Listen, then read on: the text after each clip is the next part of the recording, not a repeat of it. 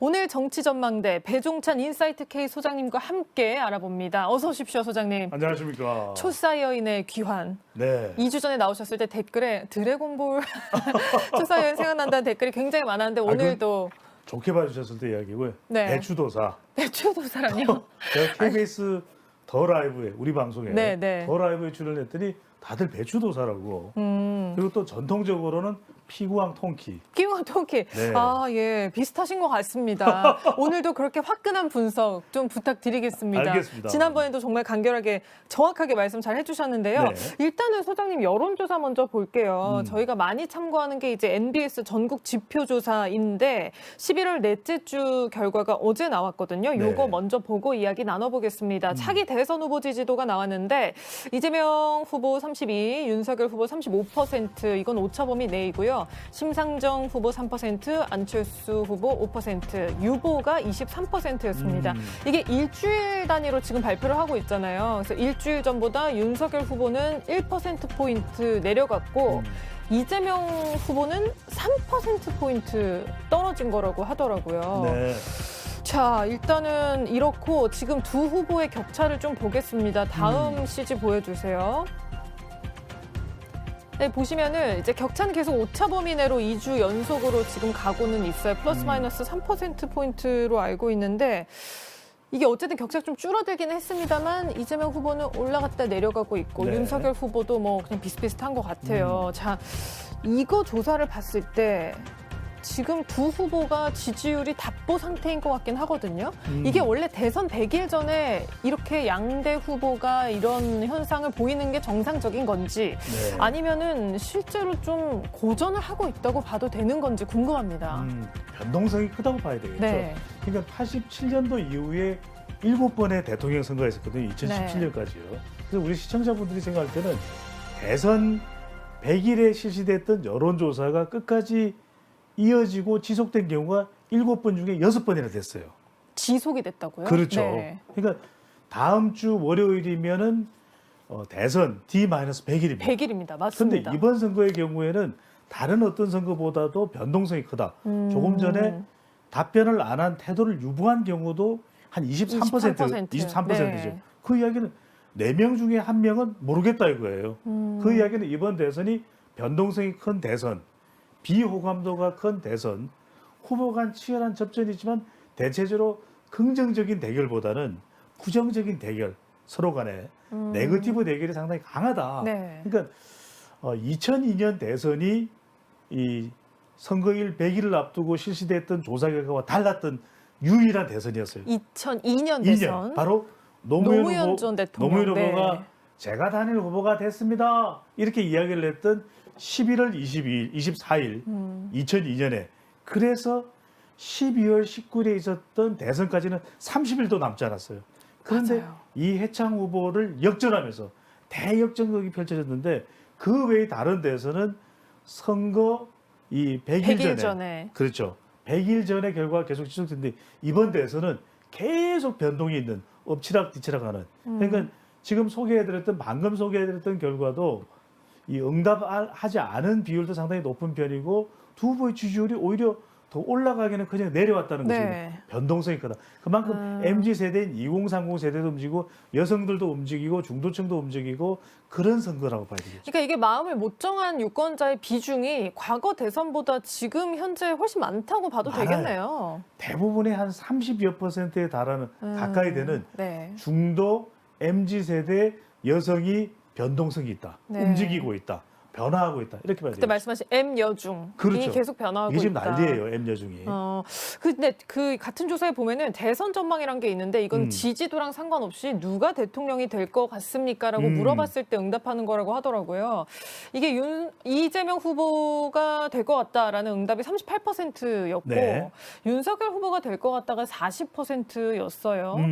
이게 그러니까 지난주 조사랑 비교하면 윤 후보의 당선 전망은 2%포인트 정도 내려왔고 이재명 후보는 동일하거든요. 네. 여기에서도 뭔가 읽어낼 수 있는 유권자들의 움직임이 있을까요? 변화가 생겼죠. 지금 2주 전에 네. 제가 2주 전에 출연했을 때는 윤석열 후보의 지지율이 한 2자릿수로 앞섰었어요. 맞아요. 네. 이른바 일부 여론조사에서 윤석열 컨벤션 효과, 윤벤션 효과죠. 윤벤션 그런데 효과. 지난 2주 동안 무슨 일이 있었는가? 선거가 이 판세의 흐름이 구도에서 후보로 온 거예요. 그러니까 선거는 구도가 제일 중요합니다. 네. 정권 유지냐, 정권 교체냐. 그러니까 정권 교체 여론이 높으면은 윤석열 후보의 지지율이 높아지겠죠. 정권 교체니까. 네. 그런데 최근에 이재명 후보가 민주당의 이재명이 아니라 이재명의 민주당이 되겠다. 그렇게 바꾸겠다고 그렇죠. 지난주부터 계속 선언하고 있죠. 그러니까 선거에서 중요한 기준은 후보, 구도, 이슈거든요. 그러니까 대장동 개발 사업 의혹과 관련해서도 특검 받아들이겠다. 이렇게 되면 뭐냐? 이슈에 발목 걸려 있는 것도 벗어날 수가 있고, 네. 그리고 대통령의 국정수행 평가에 따라서 정권 교체냐, 또 정권 유지냐, 이건데 이것도 좀 벗어날 수가 있어요. 왜? 이재명이 민주당이 되겠다고 했으니까. 네. 그러다 보면 후보 대 후보의 대결로 오게 되는 것이거든요. 그러면 두 사람의 이 지지율이 상당히 팽팽하게 된다. 그건 뭐라 그랬습니까? 이번 대선이 역대 볼 수 없었던 정말 역대급 프레임 전쟁입니다. 그러니까 계속해서 오히려 선거 100일에 가까워지면서 두 후보의 지지율은 더 팽팽해지는. 그러니까 변수가 많은 거네요. 깻잎 한 장 차이죠. 깻잎 한 장, 종이 그렇죠. 한 장도 아니고. 그리고 나머지 변동성이 있는 MZ세대나 여성이나 중도층은 계속 예의주시하는 거예요. 누가 나에게 더 많은 이익을 줄 수 있냐. 가장 나중에 마음을 정할 계층이다. 그렇죠. 그래서 20대는 조사마다 다 달라요. 맞아요. 20대가 윤 후보가 높은 조사가 있는가 하면 비슷한 시기인데 이재명 후보가 20대가 더 높은 조사도 있거든요. 계속 변하는 거예요.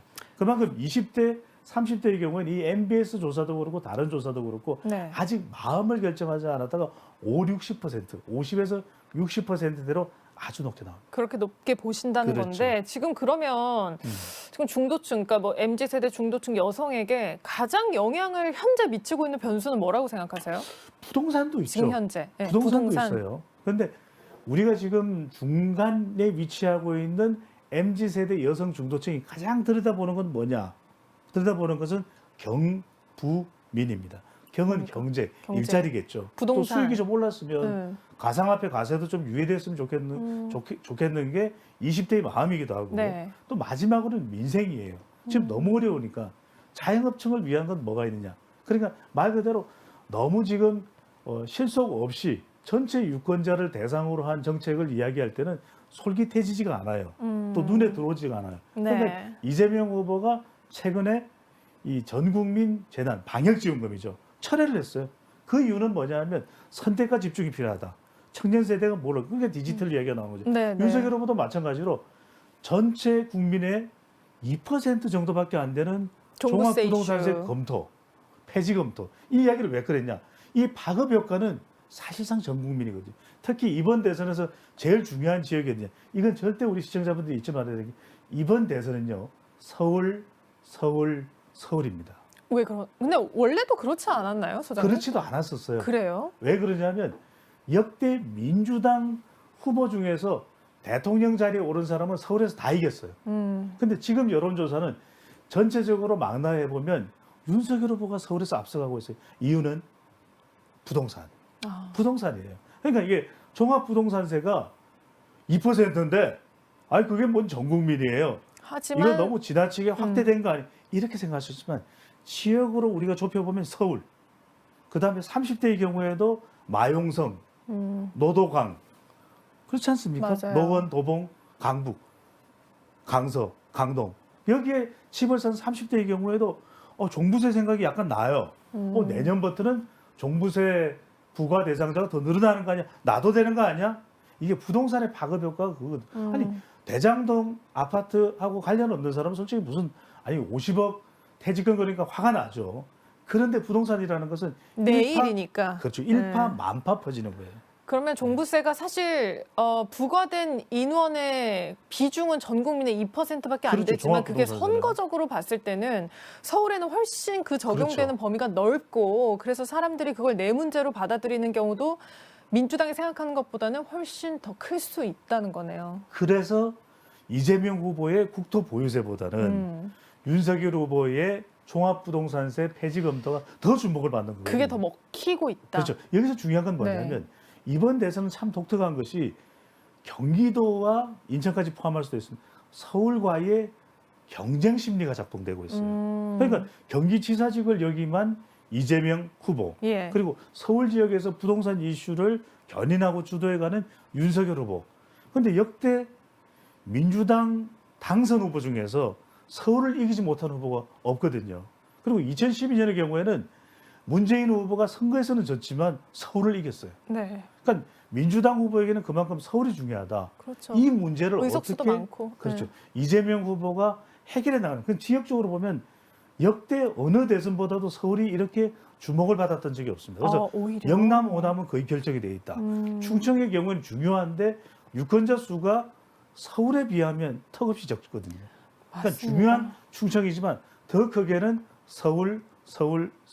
제가 조용필 노래 때문에 그런 건 아닙니다. 네. 이게 그러면 정리해보면 이번 20대 대선의 최대 승부처는 서울이 될 것이다 그렇죠. 라고 정리할 지역으로는. 수 있겠습니다. 네. 자, 그리고 이제 후보 얘기도 좀 해봐야 될 텐데요.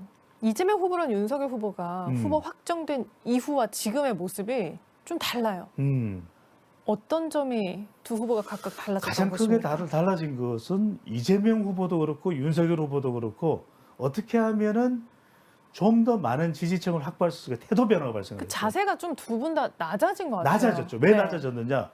이번 대선에서는 자기 지지층 외에는 철저하게 이익 투표를 한다는 거예요. 그게 이제 중도층입니다. 네. 특히 MZ세대도 그렇고, 이념이 뭐 중요해. 여성들도 마찬가지입니다. 친여성 정책, 여성 대통령이 되겠다고 한 사람들 치고 제대로 뭘 한 게 없어. 이렇게 되는 것이거든요. 나한테 필요한 정책을 내놔. 그렇죠. 그걸 보고 결정하겠어. 라고 하니까. 3단계의 접근 전략이 3단계. 선대위에서 나오는 거죠. 첫 번째는 사과 잘못했습니다. 큰절하고. 정치 잘못했습니다. 이렇게 이야기하고 두 번째는 변화와 혁신을 이야기하는 겁니다. 변화와 혁신을 이야기해 서서히 마음이 바뀔 준비가 되는 것이고 마지막으로는 실천과 적용이 돼야 되는 거죠. 그래서 여기서 굉장히 중요한 건 뭐냐. 다들 MZ세대 쪽에 눈길이 쏠려 있거든요. 네. 그래, MZ세대를 잡아야 되지. 민준아, 민지야, 부탁해. 그런데 이것이 아닐 수가 있던 것이 앵커께서도 자 A 회사와 B 회사의 제품이 다 혜택이 있어. 네. 그럼 양쪽을 다 생각한단 말이에요. 네. 결국 윤 후보도 그렇고 이 후보도 MZ세대에 공을 들이면 어느 한쪽으로 안 가요. 공약이 좀 비슷비슷해요. 다 뭔가 잘 그러니까요. 해준다는 느낌이니까요. 야구장 간 것도 똑같잖아요. 그래서 중요한 건 어떤 세대냐. 50대가 상당히 중요해질 수 있다. 50대요? 그렇죠. 50대의 경우에는 인원이 일단 많고. 10살 단위로 우리가 유권자를 구분했을 때 제일 많아요. 그리고 50대의 경우에는 이념이 진보와 보수로 나누어집니다. 그리고 지금 나오는 지지율을 보면 대체적으로 윤석열 후보와 이재명 후보가 팽팽한 곳이 50대거든요. 근데 50대를 위한 정책은 별로 없어요. 그러니까 50대는 뭘 하느냐? 자, 이제는 인생 이모작을 원합니다. 자기의 노후를 대비해야 돼요. 여기에다가 윤 후보든 이 후보든 이 두 후보가 50대는 저의 친구입니다. 50대와 함께 하겠습니다. 이들을 위해서 제2의 멋진 브라보 유얼 라이프, 브라보 마이 라이프. 그러면 그쪽으로 마음이 간다는 거죠. 그래서 아직은 그런 50대 정책은 잘 들어본 적이 없는 것 같아요. 그러니까요. 제가 50대라서 드리는 팁을 말씀은 주시는 아니고. 건가요? 어쨌든 지금 MZ세대가 막 집중을 하고 있는데 오히려 연령대별 승부처는 50대일 수 있다. 그럴 가능성이 있다는 겁니다. 그거는 또 그렇게 보니까 그런 거 진짜 그러니까 같습니다. 그동안 우리가 지역도 보면 충청을 이야기했지 서울을 많이 이야기한 예가 없었거든요. 네. 그런데 지난 4월 보궐선거도 그렇고 서울이 정말 뜨거운 감자가 됐어요. 부동산 이렇게 되는 반응이 나오기 때문에 서울이 이번 대선에 정말 핵심 지역이고 예. 연령대도 물론 MZ세대 중요합니다. 우리 방송 지금 D-라이브의 여러 시청자분들이 MZ세대시지만 그러시길 바랍니다. 50대, MZ세대이길. 네. 50대를 놓치면 선거 어려워집니다. 그런가요? 네. 한번 그 부분도 잘 봐야겠습니다. 근데 일단은 뭐 청년이든 50대든 그들을 위한 정책보다는 선대위 가지고 지지고 복구하는 네. 경우가 아직까지도 계속 있는 것 같은데요. 궁금하시죠? 선대위가 왜 중요한가? 그걸 여쭤보고 싶었어요. 그러니까 선대위가 선대위는 왜 중요한 것인가? 심지어는요. 후보자의 캠프를 가보면 이 사람 될지 안 될지 압니다. 분위기를 보면. 미국의 경우에는 굉장히 이 선거공학적으로 분석 기법이 발달돼 있거든요. 네. 우리나라도 뭐 여론조사는 상당히 기술적으로 미국과 대등하게 발달돼 있는데 아직 선거 캠프 분석은 아직 우리가 못 미치는데 알아요. 왜? 얼마나 효율적으로 돌아가는가. 결과적으로는 선대위가 중요한 이유는 그만큼 컨트롤 타워가 되는 곳이거든요. 전략을 짜는. 그렇습니다. 바로 그 부분입니다. 그렇기 때문에 MZ세대를 위한 전략이든 여성을 위한 전략이든 중도층을 거기서 나오는 것입니다. 또 중도층 견인을 어떻게 하느냐.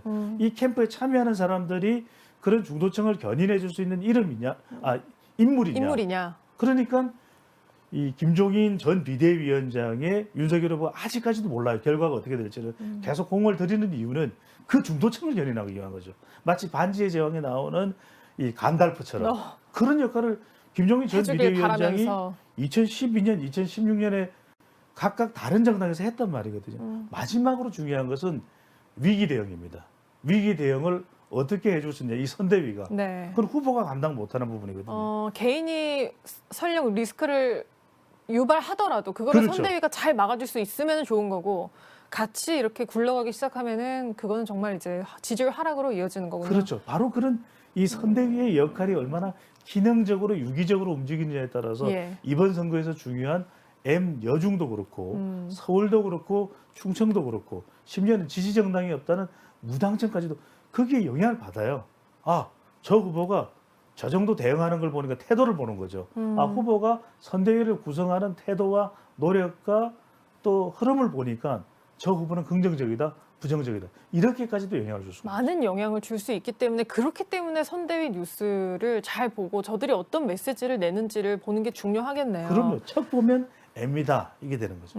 딱 보면 안다. 알겠습니다. 마지막으로 한 가지. 지금 저희가 계속 중도층, 무당층 얘기를 하고 있잖아요. 다른 대선보다도 그 비중이 크다. 그러면 제3지대가 국민의당, 정의당, 새로운 물결 이런 제3지대가 과거보다 더 약진할 수 있는 거예요? 근데 전망은 반대거든요. 더 지지율이 올라가기는 어려울 거예요. 제3지대가. 지금보다? 지금 제3지대에 흑영령도 있다. 우리 지금 댓글 보내주시는 분들이 배 소장이 흑영령하고 좀 일을 해보면 어떠냐 얘기해 주시는데 네. 제가 그렇게 할 수 있는 건 아닌데 뭐냐. 이번엔 이 제3지대에 있는 안철수, 심상정, 김동연 작은 거인이에요. 왜냐하면 치열한 프레임 전쟁이거든요. 윤석열과 이재명. 이른바 이심유난이에요. 이심전심이 아니라. 왜? 이재명 후보는 심상정 후보의 마음을 잡거나 지지층을 잡아야 돼요. 왜? 완주를 한다 그러니까. 1%라도 심상정 후보를 그렇죠. 지지하는 사람이라도 더 끌어올 수 있는 메시지를 줘야죠. 그다음에 윤석열 후보도 마찬가지입니다. 지금 지지율 30일 뒤에 지지율, 60일 뒤에 지지율 어떻게 될지 모릅니다.